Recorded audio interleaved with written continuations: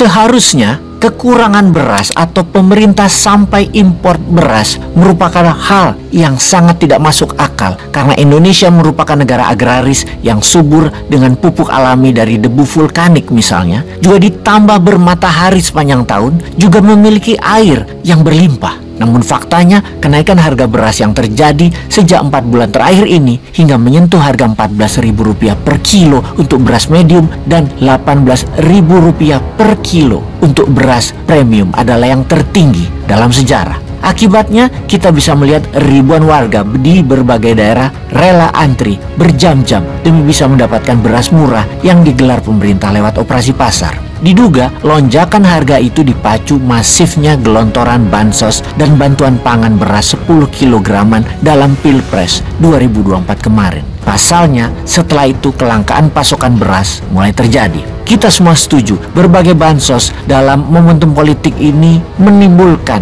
tarik-menarik dengan stok beras di pasar. Ujungnya terjadi lonjakan harga karena kekurangan beras dan kelangkaan. Kita harus menerima fakta bahwa harga beras tertinggi ini bukti pejabat berwenang tidak pandai menanganinya. Jelas bahwa tata niaga pangan kita ini mesti diperbaiki dan perlu ada perubahan agar tidak terjadi seperti ini terus-menerus. Hal ini terjadi karena ada mafia beras yang terus bercokol selama ini. Juga beras menjadi senjata politik. Bisnis impor beras memang menggiurkan. Sebagai contoh, dengan dapat kuota impor beras 2 kapal, lumayan cuannya. Modal sampai ke gudang Rp8.000 per kilo, jual Rp10.000 per kilo. Hitung aja cuannya kalau 120.000 ton. Tapi untuk mendapatkan kuota juga tidak mudah. Apalagi pejabatnya kan gayanya sudah seperti pengusaha. Mereka tidak mau korupsi. Mereka tidak terima suap. Sudah tidak mau mereka. Mereka sudah jadi peng-peng, pengusaha dan penguasa sekarang. Mereka malah minta bagian, mereka minta margin,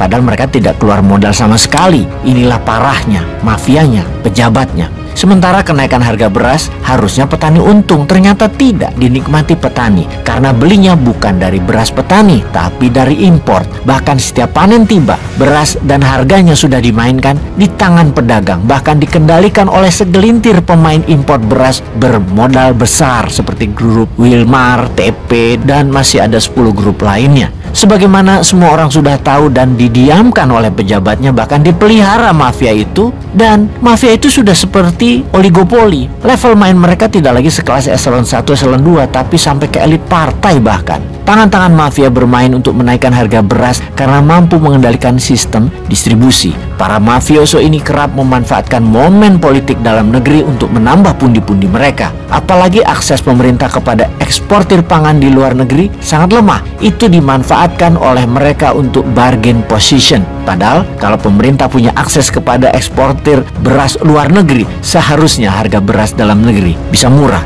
Pemberian label beras premium dengan kandungan gizi itu cuman akal-akalan dan semakin membuktikan pemerintah memang dimainin mafia. Padahal itu hanya rekayasa para pemburu rente bermodal gede. Tujuannya agar pemerintah menambah kuota impor beras bersubsidi. Permainan para mafioso makin sempurna. Kenaikan harga di pasar grosir secara otomatis diikuti pedagang eceran. Sambil melakukan penimbunan, efek domino kenaikan harga menjadi kekuatan mereka untuk bermain lebih leluasa di ruang ketersediaan dan distribusi beras. Begitulah cerita di negeri yang masih Wakanda yang menggunakan beras sebagai alat politik. Yang dapat mendorong harga beras ke angka tertinggi tersebut adalah kebijakan penggunaan cadangan beras pemerintah atau CBP untuk bantuan sosial menjelang pemilu 2024 yang tidak baik manajemennya. Peraturan Presiden nomor 125 tahun 2022 yang mengalihkan tanggung jawab penyaluran bantuan pangan beras dari Kementerian Sosial kepada Badan Pangan Nasional dan Perum Bulog telah menciptakan ambiguitas dalam peran Badan Pangan Nasional. Alih-alih memastikan ketersediaan stok beras, badan ini kini juga bertugas sebagai penyalur bantuan sosial. Akibat kebijakan tersebut, stok beras yang seharusnya aman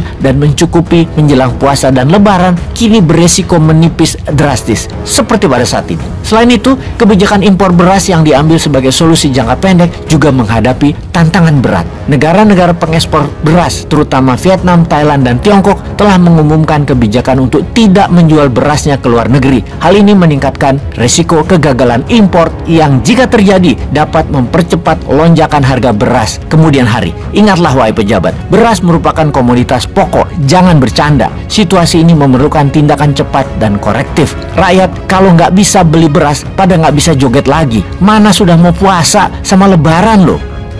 Peace.